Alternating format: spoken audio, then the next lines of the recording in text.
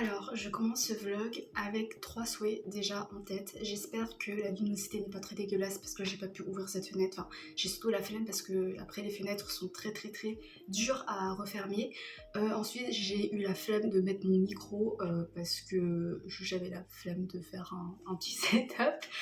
Et troisièmement, j'espère que je vais mener ce vlog à son terme et que je vais le publier parce que je me défile souvent en fait quand je tourne des vlogs un peu comme ça, un peu chill. Il y a encore beaucoup moins d'efforts de qualité que dans d'autres vlogs parce que là, j'ai juste pas envie de me prendre la tête. C'est surtout un vlog pour moi, un vlog en guise de souvenir.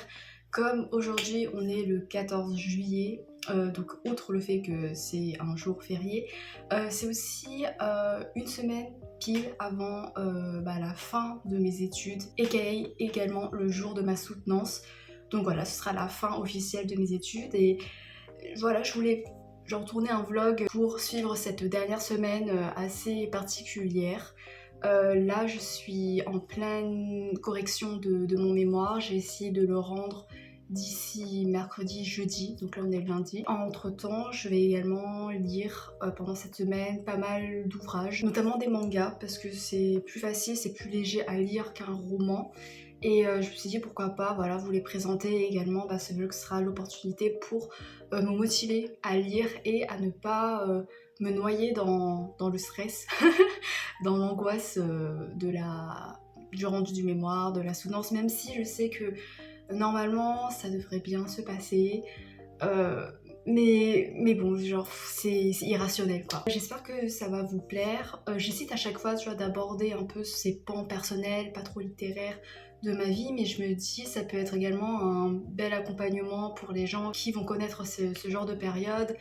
Et voilà, après, voilà, je pense que je vais pas trop rentrer dans les détails du mémoire, de la soutenance, enfin on verra, peut-être qu'en vrai...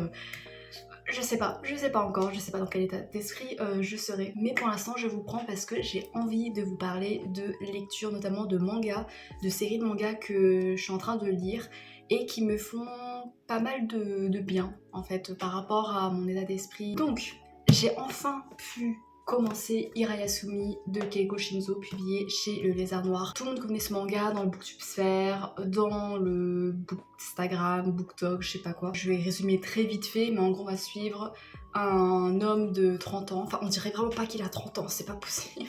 Enfin, je sais pas s'il a déjà 30 ans, mais bref, il a bientôt la trentaine. Et sa cousine qui rentre à l'université, qui va déménager chez lui en montant sur Tokyo pour commencer son cursus à la faculté. À la faculté, on dit à la fac tout court. Et on va suivre leur quotidien et voilà. Waouh, mon résumé il est hyper chiant. Ce que j'ai particulièrement aimé, c'est la manière dont ça retranscrit les moments de plénitude quotidien qui peuvent traverser le quotidien de tout le monde en fait. Et pour ça, ça va mettre en double page par exemple sans texte des illustrations comme ça, tu vois, où on profite, ou alors on imagine les bruits alentours, mais en tout cas on profite du silence des protagonistes. Ça nous enjoint à faire une pause sur cette page et un peu nous immerger et également nous identifier à ce genre de moment en se remémorant un peu nos propres souvenirs, si on a déjà vécu ce genre de choses, et en profitant encore plus de la beauté de ces moments personnels et peut-être de ces moments futurs qu'on connaîtra. Il pose le doigt vraiment sur ouais, ces moments où par exemple tu te balades la nuit, voilà, il y a le bruit du trafic, mais genre l'air il sent tellement bon. Maintenant l'air il pue parce qu'il y a pollution. Ce que je veux dire, c'est qu'il y a la brise nocturne, il y a les lumières, bref voilà, je décris très mal, mais ce genre de moment tu l'as déjà ressenti quoi, parce que c'est des moments tellement simples qu'on ressent gratuitement et ça fait du bien et tu te dis waouh, c'est vrai que ce sont des moments où tu peux souffler, où tu te dis que la vie elle est pas si mal. Quand j'avais commencé, je pensais que le héros il avait du mal à trouver un travail ou quoi, et non pas du tout. Il a un travail et il est hyper insouciant, il a une pureté en lui, il a une manière de voir les choses qui est tellement simple mais du coup tellement riche, et il y a des mots et des paroles de sa part qui sont très fortes et qui montrent comment il arrive à prendre la vie avec plus de simplicité, moins de prise de tête et plus de fluidité. Par exemple, à un moment, il dit que lui, il rumine très rarement ses problèmes parce que ça sert à rien et qu'il préfère agir. Et parfois, quand j'ai du mal à m'endormir, parce que voilà, je pense aux mémoires, à la soudace ou quoi, j'essaie d'appliquer son conseil en mode ça sert à rien de ruminer, mais j'y arrive pas parce que je suis trop angoissée dans la vie. J'ai pas encore atteint son mindset et il me rappelle un peu Luffy dans ce sens-là où voilà, il apprécie les plaisirs de la vie de manière tellement pure et tellement facilement quoi. Et du coup c'est vraiment, je trouve, l'une des qualités les plus importantes dans la vie, les plus précieuses. La fille, elle est introvertie, elle est en décalage avec toute la vigueur urbaine de Tokyo, le fait qu'elle se sent pas à sa place, et qu'elle a du mal à se faire une place et qu'elle a du mal à trouver des amis parce qu'elle est trop impressionnée par les autres et du coup elle se renferme. Et franchement elle a un mood, j'étais un peu comme ça à mon entrée à la fac quoi. Donc voilà, il y a plein de choses hyper relatable ou alors hyper inspirant. Et du coup j'ai très hâte de lire la suite. Le truc c'est que donc j'avais réservé les tomes 2, 3, 4, 5 normalement à la médiathèque, mais j'ai reçu que les tomes 3, 4, 5.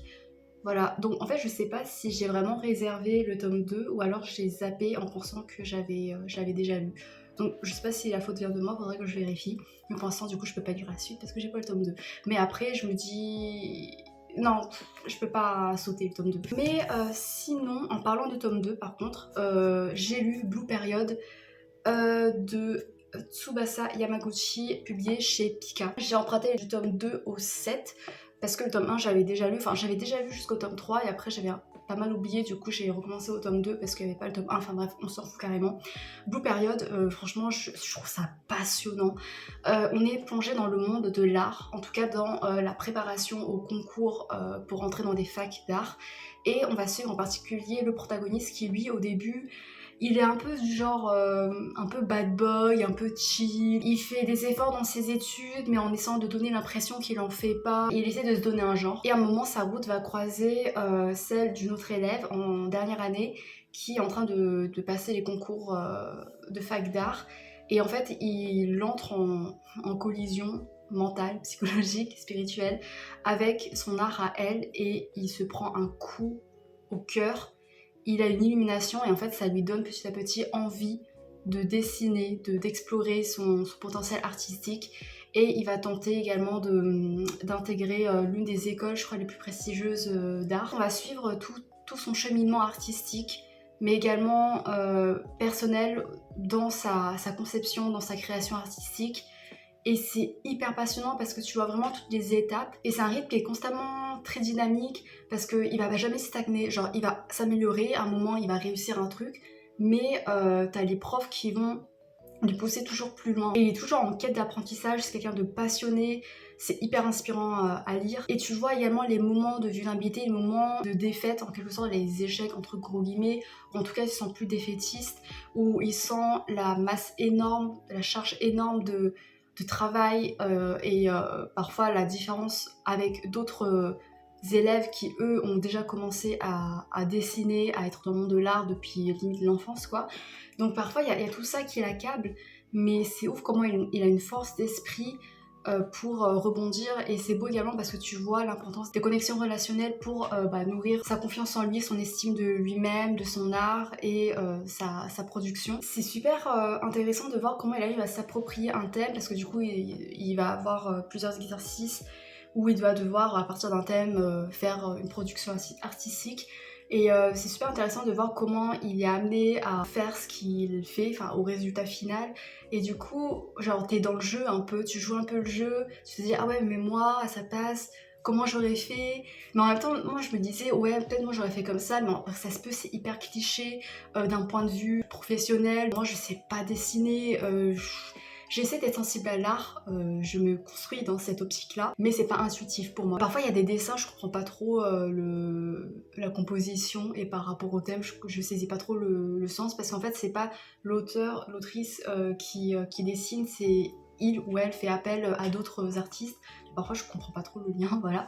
Mais ça retranscrit également superbement la pression de ce monde très compétitif qui est le monde d'art. Tu sens toute la tension, toute l'adrénaline emmagasinée dans cette filière et le fait que ça peut vraiment bousiller mentalement des gens, des relations, que vraiment ça peut aliéner tout ça et c'est vraiment bien fait.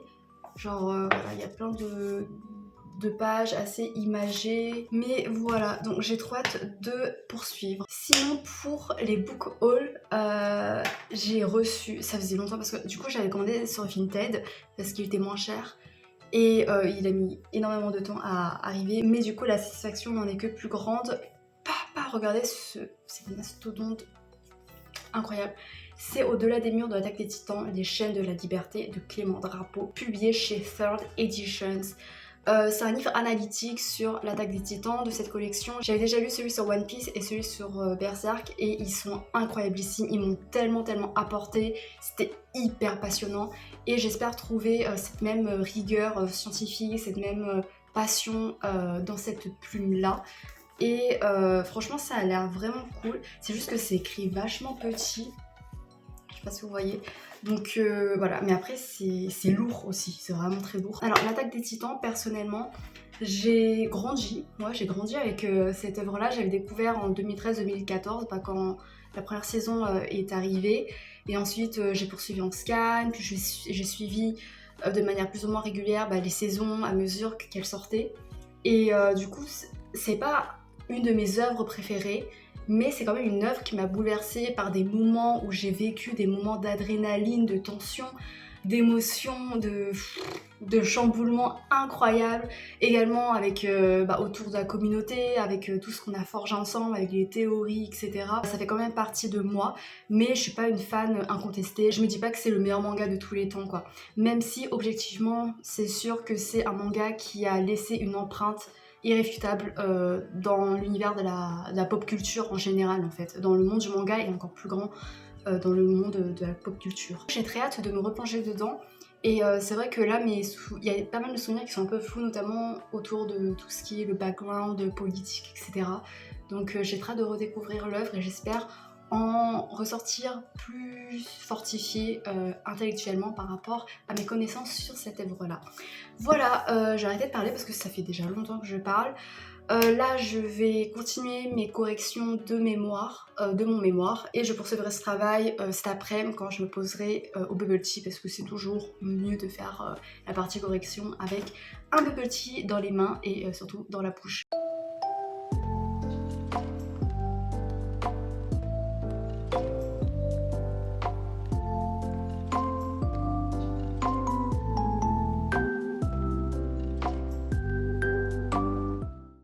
Je suis en train de mourir littéralement sur la partie correction.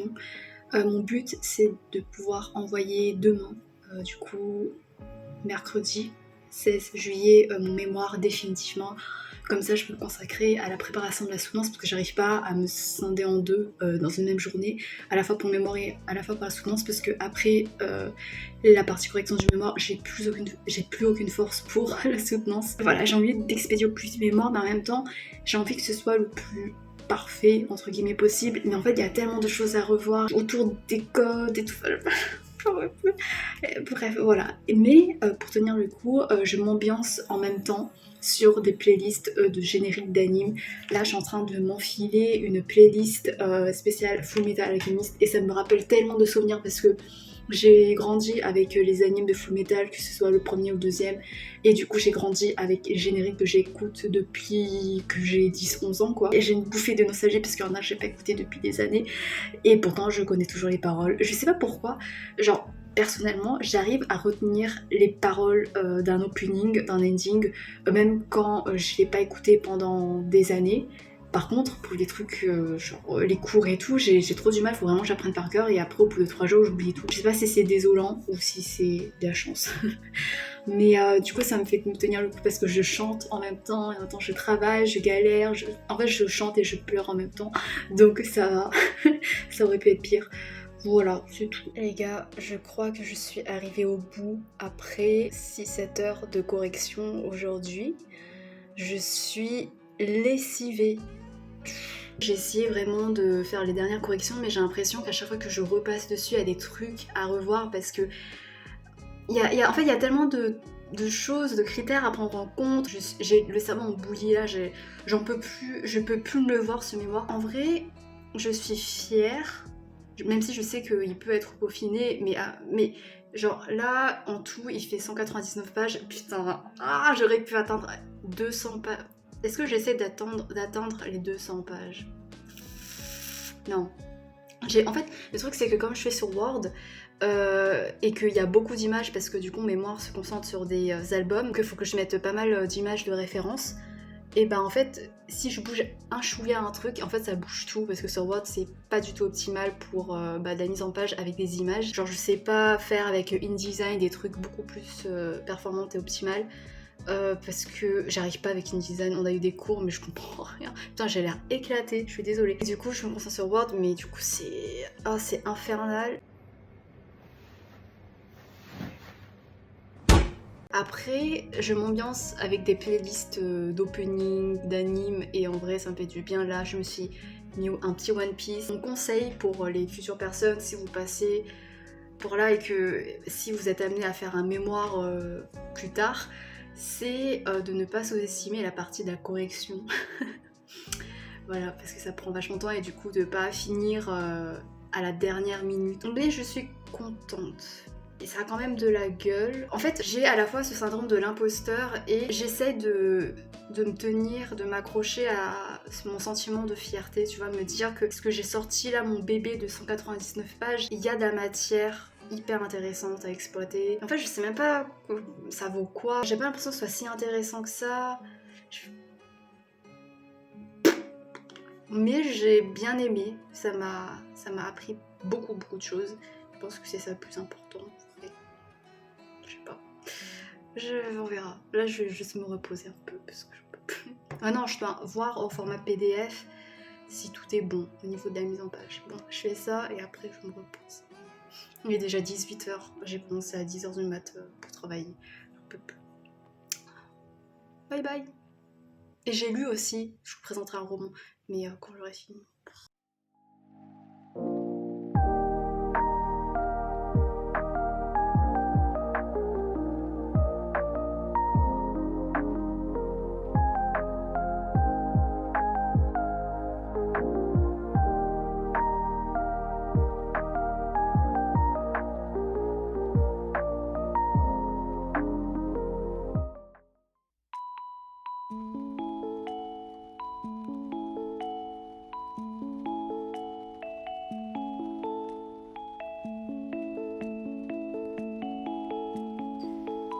Les gars, je suis sur le point d'envoyer définitivement mon mémoire écrit et c'est un stress total. Je sais pas pourquoi, j'ai relu. Je pense que il faut juste que je saute le pas. Attends, il y a des trucs.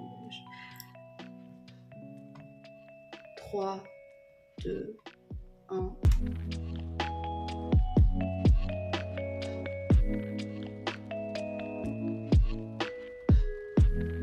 Je l'ai envoyé. Voilà, c'est pas du tout droit, mais après, en fait, j'ai juste voulu prendre ce plan comme ça, un petit souvenir. Je suis sûre, il y a des erreurs. Attends, est-ce que j'ai bien envoyé le bon modèle? Parce qu'en fait, j'ai dupliqué en plusieurs fois. Parce qu'à chaque fois, du coup, quand je relisais, bah, il y avait des fautes, du coup, je refaisais une copie. Mais normalement, j'ai bien envoyé le bon. Il date de 14h25. Ok. Voilà, j'ai envoyé. Là, on est du coup mercredi le 16. Je pense qu'aujourd'hui, je vais juste faire une pause. Et je vais vous reprendre pour vous parler des lectures parce que ce matin, là du coup on est l'après, mais ce matin j'ai fait que lire parce que je voulais juste me reposer. Et le repos va continuer également après, là aujourd'hui, parce que je pense que je vais m'attaquer à la soutenance demain. Voilà, j'espère que ça ira. J'ai un peu dans le déni là, mais j'ai envie juste de pouvoir profiter de ce moment, de cette étape de franchie. Et voilà. Ouah, j'ai rendu mon mémoire.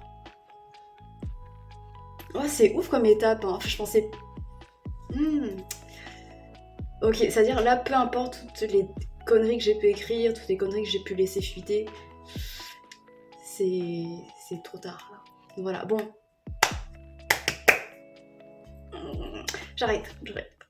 Donc, je vous reprends, on passe à des lectures, on écarte le mémoire, ce sera pour plus tard. Là, en ce moment, on est tranquille, on est fiers de nous, on a rendu le mémoire écrit, c'est déjà ça, c'est la première étape, il manque plus qu'une étape et ce sera la liberté. Là, j'ai trop envie d'un bubble tea pour me récompenser, mais j'en ai bu il y a seulement quelques jours, sauf que là, mon bubble tea sera gratuit parce que du coup, grâce au truc de fidélité, bah, j'en ai un gratuit, du coup, j'ai hâte quand même. Mais bon, bref. Au niveau des lectures, j'ai pu lire un thriller parce que face à cette période un peu tumultueuse, j'avais besoin d'une lecture entre guillemets facile, pas en termes de contenu, mais en termes de plumes, en termes de pages, etc. Un truc bien addictif, bien haletant pour que ce soit facile à lire. En ce moment, j'ai trop envie de relire Battle Royale de Koshun Takami, qui est l'un de mes livres préférés. Je l'ai lu pas mal de fois et j'ai découvert à un âge pas forcément adéquat parce que j'avais lu à 14 ans alors que c'est un livre qui est vraiment très très sanglant. En fait, c'est comme les Hunger Games mais avec des enfants, enfin avec des gens beaucoup plus jeunes et avec des détails beaucoup plus morbides et vraiment des mises en scène. Voilà, c'était le premier livre sanglant que j'avais lu, vraiment sanglant et vraiment j'avais des nausées. Mais au niveau du contexte, au niveau de toute la critique politique, c'est vraiment super bien fait et j'ai envie de m'y replonger avec mon œil de maintenant, avec un œil plus vigilant parce qu'à l'époque j'étais trop jeune pour être suffisamment consciente des questions, des enjeux politiques comme il se le devait. Sauf que j'ai pas mon exemplaire avec moi donc j'attends de retourner chez mes parents pour pouvoir le relire. Pour pallier à ce manque là, je me suis mise à regarder des reviews de personnes qui ont lu le livre. Et il y avait un mec qui a fait un rapprochement avec un autre thriller dont j'en avais jamais entendu parler, donc ça a suscité ma curiosité. Et il s'agit de Troupe 52 de Nick Cutter, publié chez les éditions de Noël.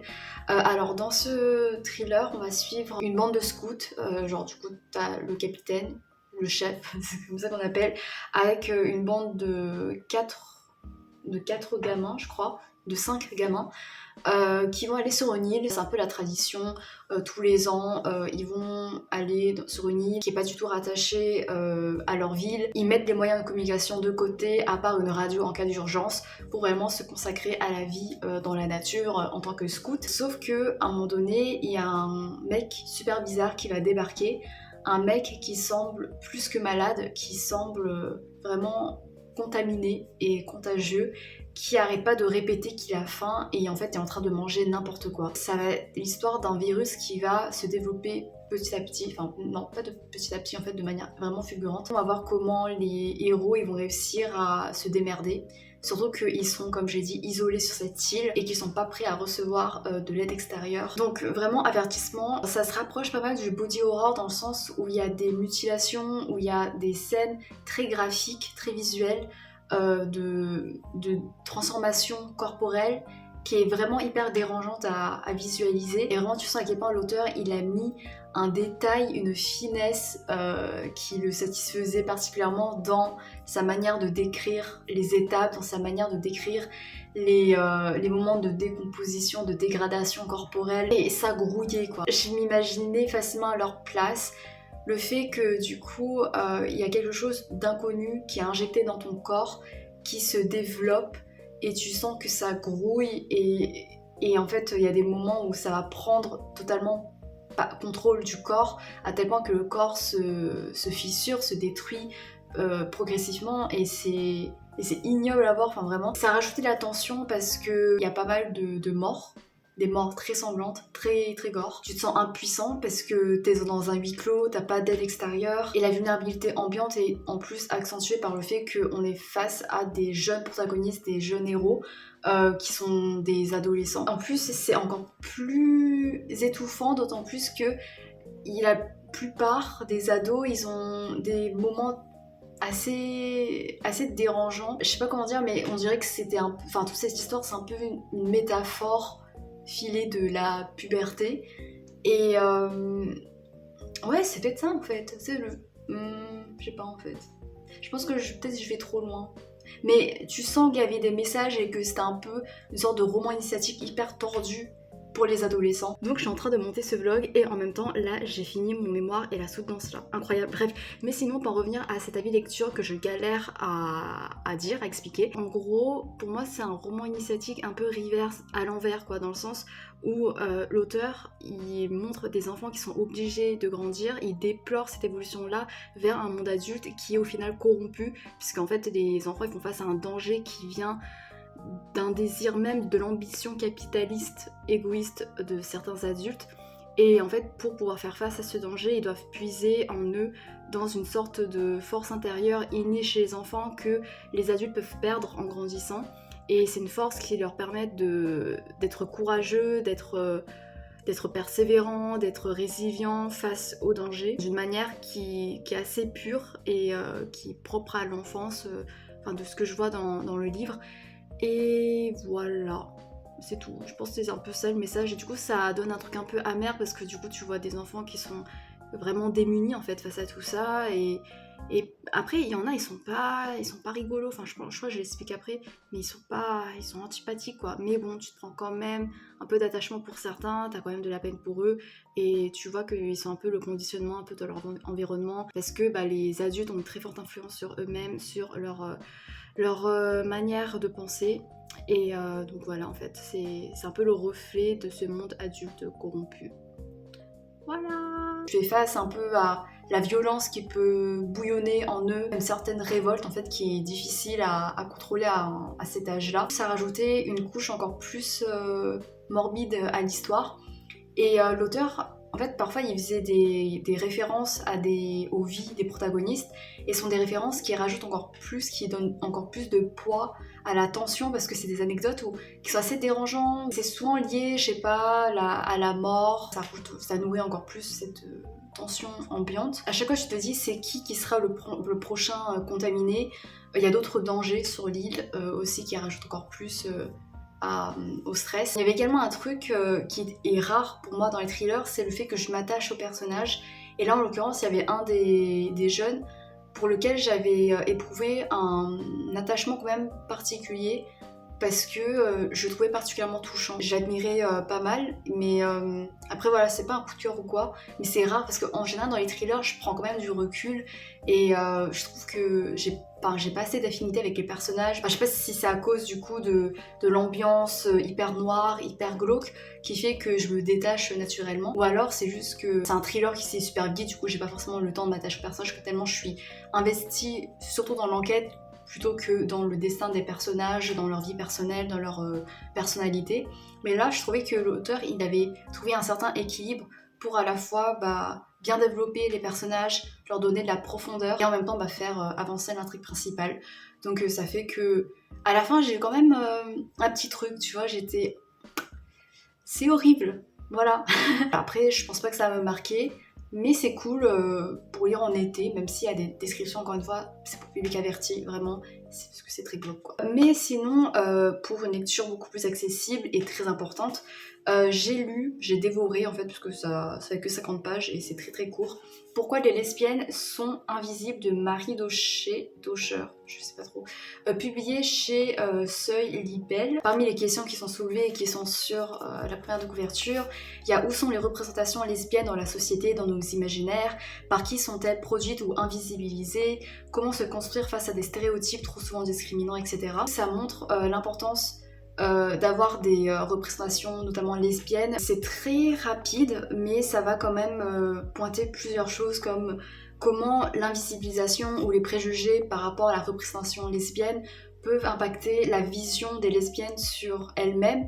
Et ça, c'était un parti pris, un point de vue qui a été intéressant, parce que du coup ça parlait moins du fait de l'impact sur les personnes extérieures que sur les personnes concernées, parce que donc l'autrice c'est une photographe lesbienne, et du coup elle parlait à travers son vécu personnel, et ça c'était pas mal intéressant parce que tu montres à quel point c'est important d'avoir de la représentation lesbienne bien faite. Elle parle également des difficultés de cette représentation là dans un monde notamment artistique qui est très patriarcal, qui est dominé par les fantasmes misogynes patriarcaux, on dit, je sais pas. C'est dur de s'en détacher, et comment également l'identité lesbienne peut également nuire à ta carrière. Ça je trouvais ça ouf quoi. Il y avait quelques anecdotes également pour appuyer ses propos, mais j'en avais pas assez, je trouve. Après c'est court, hein. Mais voilà, après ça sert surtout de rappel essentiel parce que bah, c'est des choses dont on s'en doute, mais après c'est cool de mettre la lumière dessus et du coup ça permet d'éveiller mieux les consciences, de se dire et de faire attention dans notre rapport à la consommation culturelle pour justement pointer, pour justement faire attention là où il y a la représentation lesbienne et comment c'est fait, est-ce que c'est bien fait et ce que ça peut bien signifier pour la communauté. C'est très court et du coup c'est très frustrant, enfin j'aurais voulu avoir beaucoup plus d'exemples, de statistiques, etc. Mais bon, après c'est mieux que rien, donc je vais essayer de me renseigner un peu plus sur le sujet. Voilà, c'était très intéressant, c'était très rapide. J'ai également lu le tome 5 de Blue Period, et là je sais pas ce que je vais lire, j'ai plein d'autres livres. Je sais pas, bref. Mais je vous laisse et on se retrouve pour peut-être la préparation de ma soutenance ou des lectures. Voilà.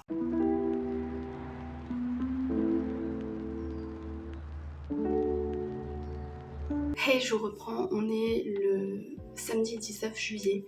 Quelques jours sont écoulés, je voulais vous prendre hier parce que j'avais un petit update lecture à vous faire. Mais franchement, hier, c'était pas vraiment la joie. Là, ce matin non plus.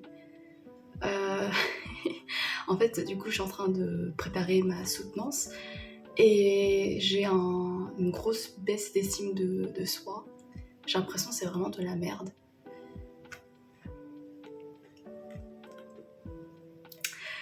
Waouh.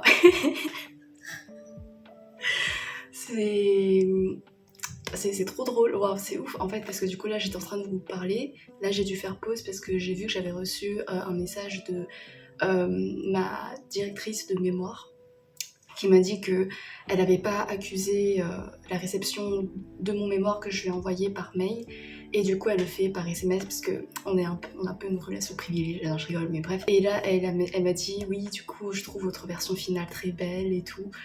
Et du coup, c'est comme si elle avait senti que j'étais en train de dire que j'allais mal par rapport à ça et qu'elle avait envoyé un message pour me rassurer. C'est ouf le timing. Après, le fait que ce soit beau, ça veut pas forcément dire que le fond c'est beau quoi. Et en fait, bref, j'en étais à où. Je vais pas trop rentrer dans les détails parce que j'aime pas trop parler de quand je vais mal ou quoi, mais après je me dis peut-être que ça fera quand même un beau souvenir de filmer quand je vais mal. Je sais pas, en fait, quand tu fais ta soutenance, du coup, tu dois parler de ta démarche, des résultats, et j'ai l'impression que mes résultats, c'est vraiment de la gadoue, quoi. C'est vraiment du caca. Je sais pas où je voulais y aller. Je sais même pas si j'ai bien répondu à la problématique. J'ai l'impression qu'il me manquait plein d'éléments. J'ai l'impression que par rapport à la problématique, j'ai pris une direction un peu trop désaxée. Je sais pas, bref. Et du coup, j'ai un gros manque de confiance en moi là qui s'abat sur moi. Et à chaque fois que je révise pour ma soutenance, je suis pas très bien quoi. Et en plus, je commence à avoir la douleur des règles. Hier, ça allait un peu, mais tu sentais un peu la fatigue, les émotions qui sont un peu... Voilà, j'étais un peu à fleur de peau. Et là, la douleur, elle arrive de manière plus déterminée. Et le fait que ça arrive pile pour ma soutenance, je suis en mode mais super. Mais sinon, je vais vous parler de quelque chose de plus positif. Amour pluriel de Loredana Alicia et Elena Poussi, publié chez les éditions Le Duc. C'est un roman graphique, une BD très, très politique autour du polyamour. Et je crois que c'est autobiographique parce que l'héroïne a le même nom que l'autrice. Et c'est également un peu documentaire parce que du coup ça va expliquer un peu des concepts autour du polyamour que je connaissais pas, comme le méta-amour. Et ça parle de comment, je crois, l'autrice a voulu s'engager avec son compagnon dans une relation polyamour et comment ça peut être vachement difficile. Et je trouvais que c'était, de mon point de vue qui n'est pas polyamoureuse, je trouvais que c'était très réaliste, que c'était très intéressant, que ça également pouvait détruire, s'émanciper de plusieurs préjugés, notamment en se concentrant sur les partenaires, sur les partenaires de ton partenaire et comment avec ces partenaires-là tu pouvais t'engager dans une relation de confiance, dans une relation de communication, dans une relation très saine.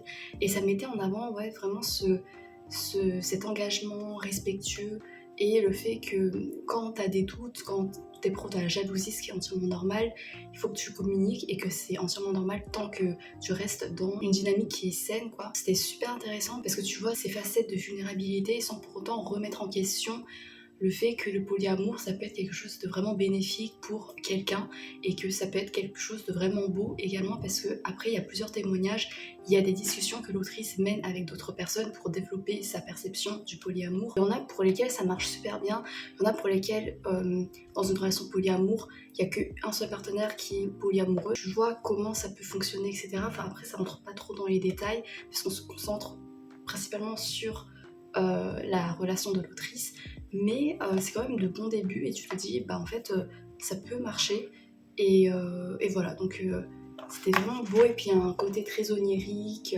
où l'autrice elle va rencontrer la elle du futur. Bon ça j'avoue j'ai pas trop compris parce que j'étais plus ancrée dans ce qui était de l'ordre du réel, c'est ça qui m'intéressait pour mieux apprendre sur le polyamour. Après voilà parfois c'était pas trop subtil dans la manière dont ça délivrait un peu les connaissances, hein, genre les ressentis et tout, parce que parfois c'est des gros blocs de texte, t'as l'impression de lire des témoignages, comme dans un documentaire, mais au moins ça fait le taf. Et franchement, c'était beau. C'était un moment très doux, c'était un moment tendre, très réaliste aussi.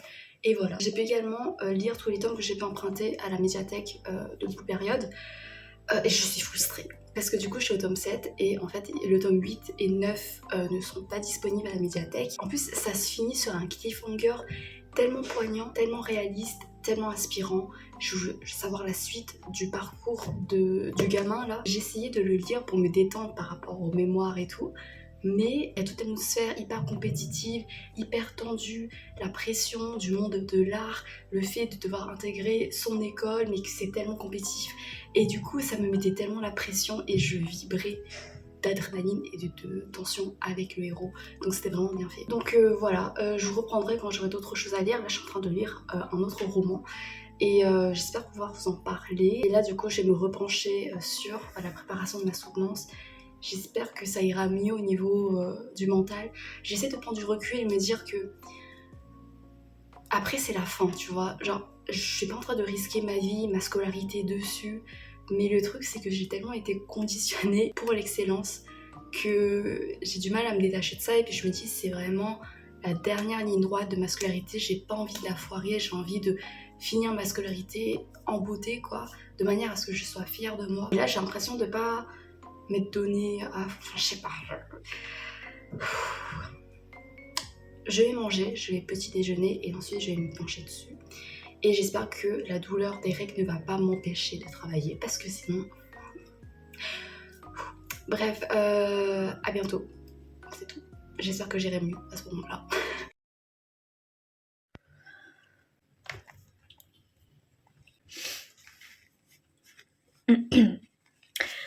Je ne pleure pas à cause de la soutenance. Je sais plus où vous regardez. Non, non. Je pleure parce que je viens de regarder le 1136e épisode de One Piece. Et du coup, c'était... Je vais pas vous spoiler, mais genre c'est la fin d'un passé d'un des meilleurs personnages. Et genre c'était le dernier épisode. Et la mise en scène... En fait, je savais qu'il allait faire pleurer parce que je crois qu'il a battu tous les records en termes de notation d'épisodes d'anime en 2025 jusqu'à maintenant. Et du coup, je savais qu'il allait faire pleurer, puis j'avais déjà lu les chapitres et tout. Mais vraiment, la mise en scène... Tu peux pas ne pas pleurer. En fait, je sais pas comment One Piece il fait pour... J'espère que je suis pas trop dégueulasse. En fait, je sais pas comment One Piece il fait... Enfin, One Piece, genre l'auteur, il fait pour créer des backstories, des flashbacks, des histoires, des passés de personnages comme ça. Ça va tellement loin, toujours dans le tragique, avec cette note poétique. Ça fait très conte, en fait. Il y a un côté onirique où c'est magnifique, mais putain que c'est triste. Ah, je vais repleurer là. Sinon j'ai terminé un roman, mais du coup je suis pas trop en état d'en parler, donc je vous en reparlerai demain, aka la veille de la soutenance. Voilà, donc j'ai bien évacué mes émotions grâce à One Piece. Regardez One Piece du coup, parce que ça procure beaucoup d'émotions, même si c'est à plus de 1000 épisodes maintenant, mais franchement ça vaut le coup. Enfin, je sais pas si vous vous rendez compte, mais on est né à la bonne période pour être à la même époque que One Piece. Sur les 1 milliard d'années qui sont écoulées, je sais pas combien il y a d'années déjà, mais incroyable. C'est incroyable qu'on soit pile à ce moment-là, tu vois, de la même année, enfin la même période que One Piece. Bon, j'arrête de parler. Et salut. Hey, donc on est le dimanche 20 juillet, il est 20h16 et demain je passe ma soutenance. Voilà. Et ce matin, c'était la galère parce que j'étais en train de bien mordre la poussière à cause des règles. J'avais la tête qui tournait, j'avais la nausée, j'avais l'impression d'avoir la fièvre, j'avais mal au ventre, j'avais des intestins qui se tordaient, bref, c'était l'accalmie totale. Et après, ça a mis du temps à mieux aller. Et donc voilà, c'était pas très propice en tant que dernier jour de révision. J'espère que demain ça ira bien. Heureusement que c'était aujourd'hui et pas le lendemain matin, parce que le lendemain matin du coup c'est à 10h que je passe ma soutenance, et si ça avait été à la même heure que là aujourd'hui où j'étais perclue de douleur, j'aurais été en train de mourir sur place et peut-être que les profs auraient eu pitié de moi. Mais voilà, je vous reprends parce que j'ai des lectures à vous présenter. En vrai j'ai pu pas mal lire cette semaine. J'ai lu le roman Rouge comme la mer de Rita Chang Eping, publié chez les éditions Erol. Alors déjà la couverture, j'avoue, j'ai pris parce que la couverture, incroyable. On est en Chine méridionale, début du 19e siècle. Je suis littéralement en train de lire le résumé parce que je l'ai pas en tête, même si je l'ai fini la veille. On va suivre une femme pirate qui va se retrouver commandante d'une flotte après la mort de son mari qui lui était justement le commandant. Elle va devoir lutter contre, d'un côté, la Chine qui essaie de traquer les pirates, et également avec l'influence grandissante étrangère qui commence à arriver en Chine. J'explique très mal, mais c'est une période hyper passionnante dans l'histoire chinoise, avec l'arrivée du trafic d'opium et tout. Ouais, c'était super cool d'avoir ça en guise de background, quoi, tu vois. En plus, ça abordait Taïwan, parfois ils allaient à Taïwan, et du coup ça abordait la colonisation de Taïwan par les Hollandais et tout. Et ça me rappelait trop de souvenirs parce que j'avais visité un fort là-bas à Taïwan, et j'avais eu une visite guidée, et c'était trop intéressant, même si là j'ai tout oublié.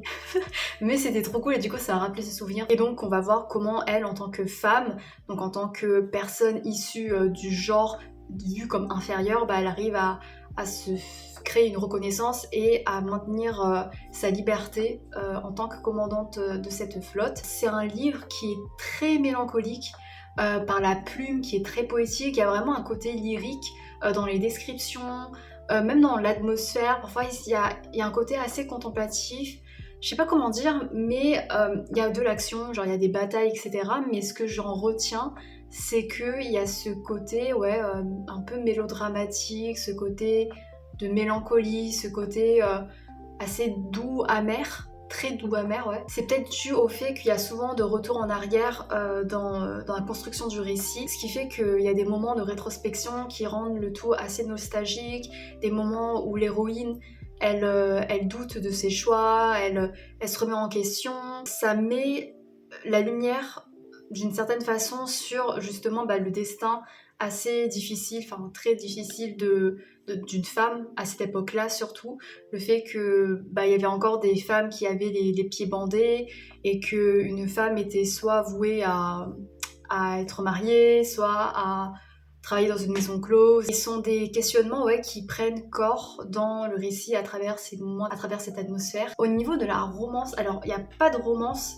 Ça, j'ai trop aimé. En fait, en gros, l'héroïne, elle a perdu son mari. C'est pas vraiment une douleur extrême qu'elle éprouve, puisqu'en fait elle était sous le joug de son mari. En fait, c'est une histoire un peu compliquée, mais en gros elle est dominée par son mari, et ce que j'ai trop aimé c'est que ça n'a pas romantisé cette hiérarchie, parce que dans plein d'autres romances ça aurait pu être vu comme le mec qui l'a sauvé de son destin de prostituée pour l'emmener sur son bateau. Du coup bah après ils ont développé des sentiments, elle est légale de lui. Non non non, il y a vraiment genre cet aspect traumatique, cet aspect de soumission qui est très prégnante chez elle, même après la mort de son mari. Ça rend les sentiments encore plus compliqués et encore plus réalistes. Il y avait beaucoup de nuances dans les sentiments qu'elle ressentait vis-à-vis de son mari décédé. Puis à un moment, elle développe également quelque chose qui aurait pu se développer en romance avec un autre, puisque du coup l'autre il est également au même statut qu'elle, et en fait pour pouvoir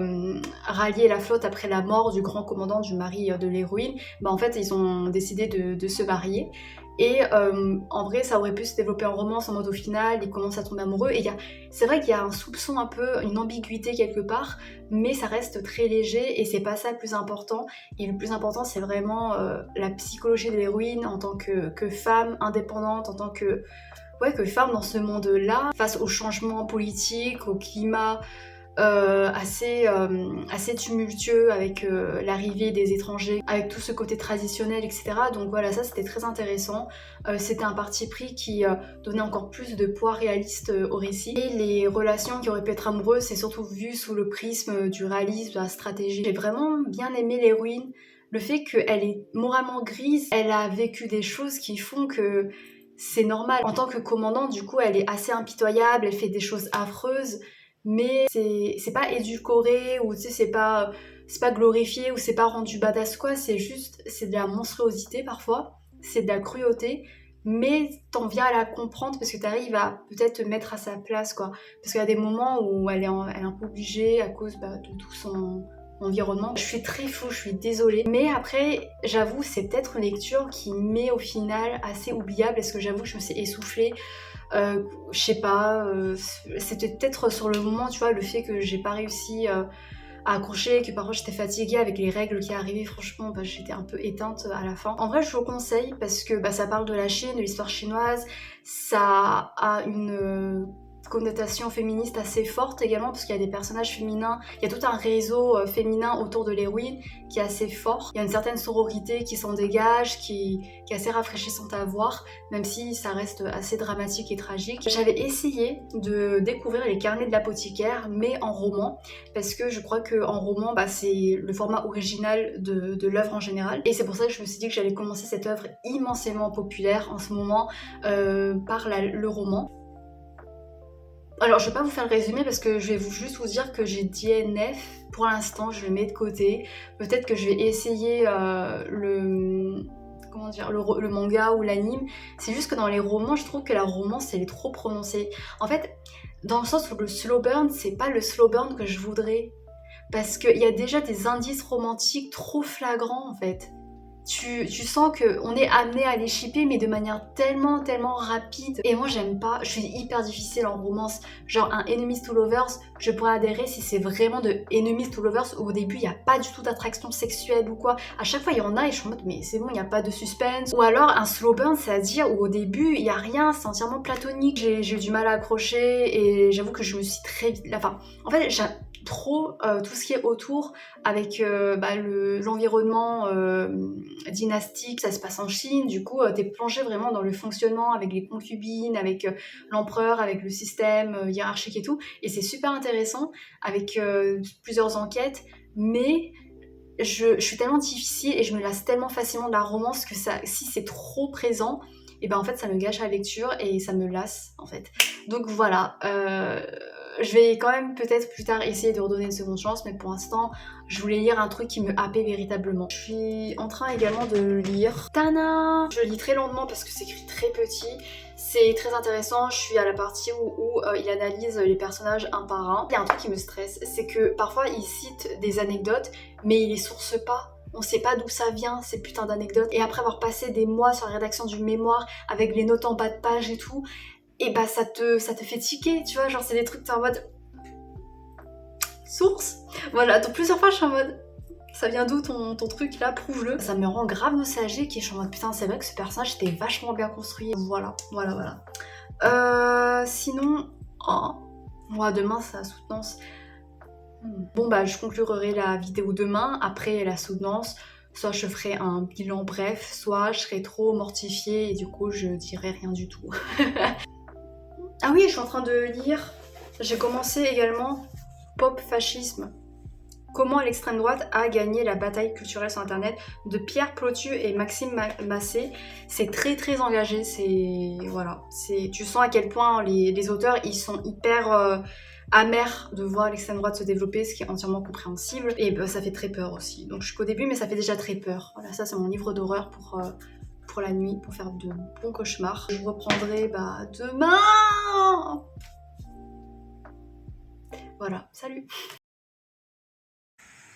Bon bah on est le jour fatidique et il pleut des cordes, il fait froid. Super. Ça fait des semaines que le ciel est ensoleillé, qu'il fait chaud et là pile aujourd'hui il a fallu qu'il pleuve. Est-ce que c'est le ciel qui m'envoie un signe de mauvais présage ou non? Bon, du coup on est le lundi 21 juillet, c'est le jour J, c'est le jour que j'attendais. En plus j'ai mal dormi, j'ai rêvé que je passais justement ma soutenance mais j'ai pas eu le temps de parler, bref. Donc c'était pas... J'avais du mal à dormir, j'ai dû me mettre de l'ASMR depuis. C'est moi j'ai manifesté, c'est parce que j'ai écouté de l'ASMR avec de la pluie pour m'aider à m'endormir. Et du coup ça s'est manifesté. Bon, oui je suis hyper parano quand je stresse et je vois des signes de partout. On va dire que d'ici là, à midi là, genre c'est fini. D'un côté, je suis curieuse de voir combien vaut mon travail, entre gros guillemets, puisque je sais que les notes, ça veut pas tout dire. Mais genre, j'y peux rien, j'accorde quand même de l'importance, parce qu'on a été formaté pour y accorder d'importance, voilà. Et d'un côté, j'ai peur. J'essaie de prendre du recul, je me dis, en vrai, faut pas que je me mette de la pression, mais... Après là c'est un peu personnel parce que j'ai été particulièrement conditionnée pour l'excellence entre guillemets et là du coup j'essaie de me dire là même si c'est pas excellent mais on en a rien à foutre, voilà, après t'es débarrassé, tu peux être fier de toi quand même, t'as bien bossé, t'as fait de ton mieux ou presque et voilà, mais c'est bon, je verrai mais après là je vais pouvoir, je sais pas, lire, faire des vidéos. J'ai trop hâte de reprendre des vidéos régulièrement. Et voilà, et essayer de trouver un taf.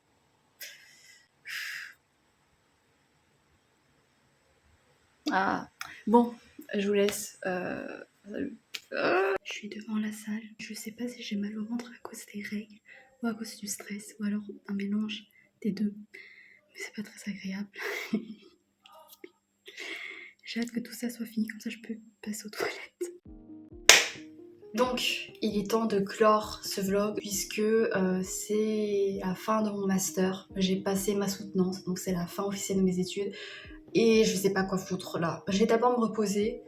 Mais en fait, j'aime pas me reposer parce que après j'ai l'impression d'être une grosse limace. Là maintenant que j'ai plus le cadre des études, le temps libre, là du coup je suis officiellement au chômage, déjà il y a ça, et en plus du coup le temps libre n'a pas la même saveur, parce que quand t'as du temps libre, parce que tu sais qu'à côté t'as des devoirs, t'as des responsabilités, tu dois avancer dans ton mémoire, tu profites encore plus du temps libre, tu sens à quel point il est précieux, alors que là c'est du temps libre H24, bah je sais pas, c'est pas très profitable. Mais sinon pour la soutenance c'est vrai, toutes les fois où je vous disais que j'étais angoissée, que je me sentais comme une merde et tout, c'était vrai, je me sentais comme une merde, mais au final c'était pas forcément rationnel, puisqu'au final ça s'est très bien passé, ça s'est plus que bien passé, enfin ça a dépassé toutes mes espérances. Le seul bémol c'est que ça m'a rappelé à quel point j'arrive pas à être émotive expressivement, en fait j'arrive pas à montrer mes émotions, surtout quand elles sont intenses, et du coup quand on m'avait dit ma note,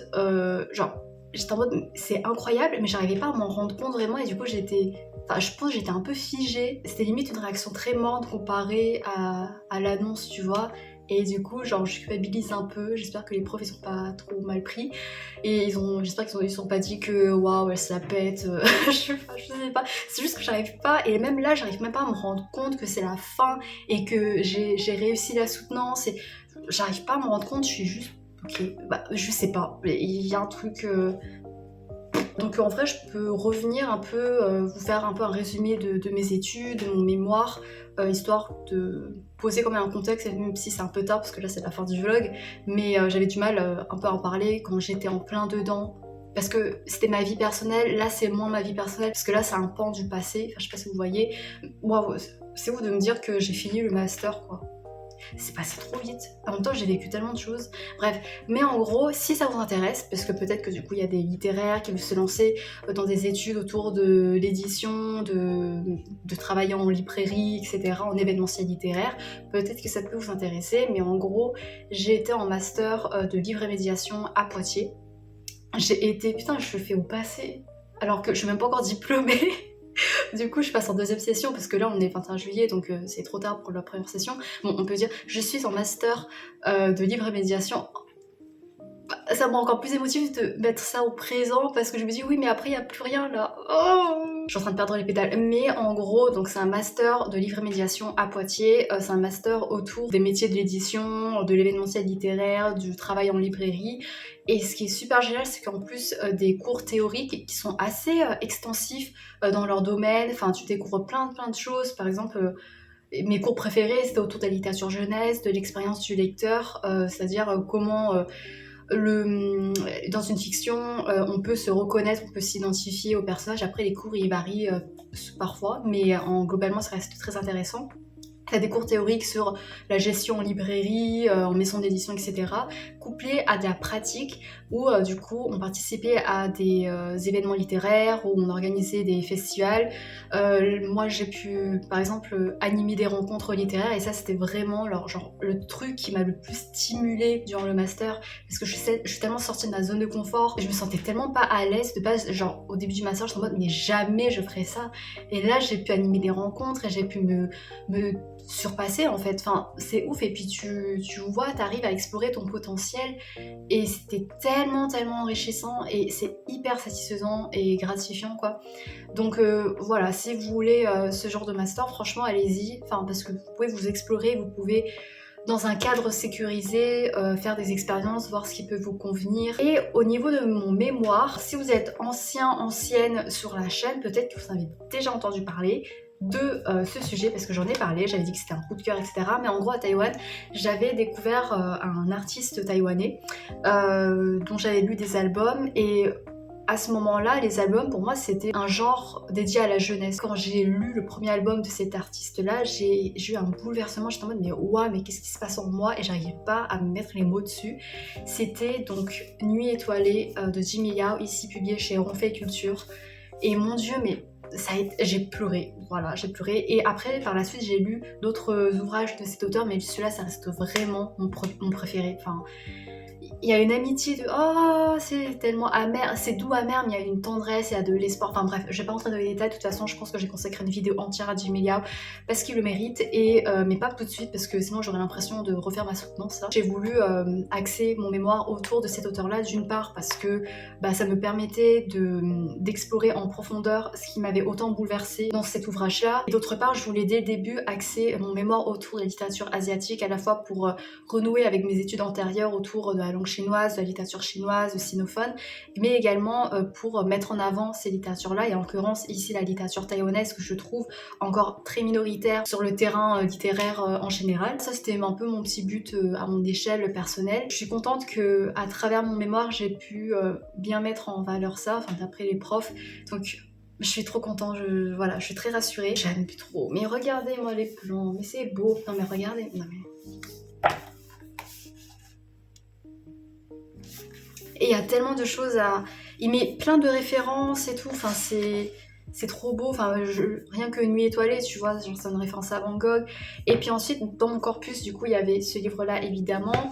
Ensuite, il y avait également le poisson qui me souriait, toujours chez Ronfeuille, et également chez Ronfeuille, le rocher bleu. Mais donc même si ça a été très ardu, ça a été assez difficile comme sujet de mémoire, mais ce que j'ai beaucoup aimé, c'est que j'ai pu étudier par exemple la traduction du coup du chinois, du taïwanais au français et même à l'anglais. Et donc ça m'a permis de renouer avec mes études en langue chinoise, de pratiquer encore la langue chinoise, ce qui me manquait profondément.